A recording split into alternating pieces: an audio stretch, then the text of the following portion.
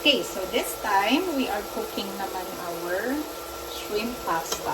So, I'll be cooking two different variants. We have the oil-based and then cream-based. So, the kids love the cream-based pasta. Ako naman talaga oil-based pasta ako. So, what I'm using right now, of course, we have olive oil. This is Doña Elena. Of course, the pepper, rosemary later on, some spices, salt, and then for the cream pasta, we are going to use the Nestle All-Purpose Cream. So, tanggalin lang muna natin itong ating shrimp. So, you could look at the orange liquid there. So, pangpalasa din siya.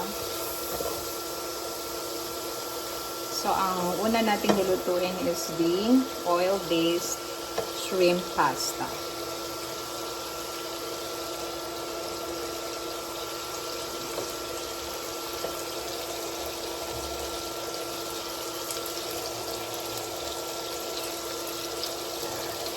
Okay. So, maglalagay at magsusutay na tayo ng garlic and onions for our oil-based pasta. So, madaming onions. So, the leftover will be for the cream-based pasta. So, konti lang ititira ko for cream-based pasta.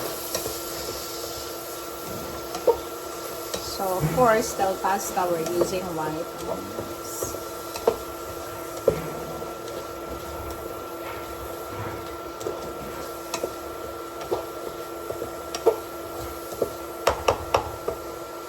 Tingnan natin siya ng maayos.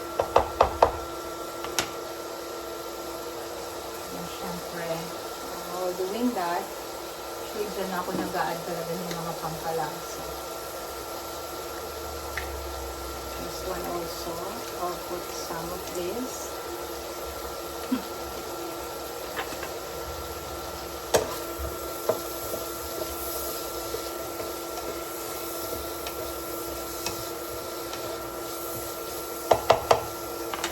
Gagamitin nating pasta is this spinach fettuccine pasta.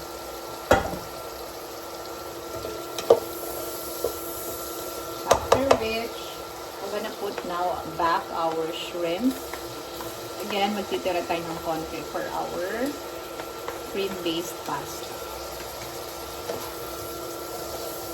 Saute natin sila ulit.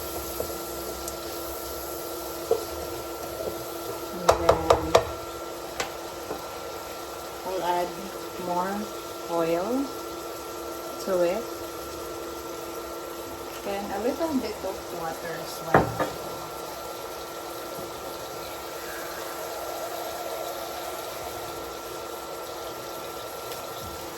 Konti lang. So medyo pakuluan lang natin siya ng konti and then i-taste natin. And after that, pwede na natin ilagay yung ating pasta. So, we will be back kapag medyo kumulo.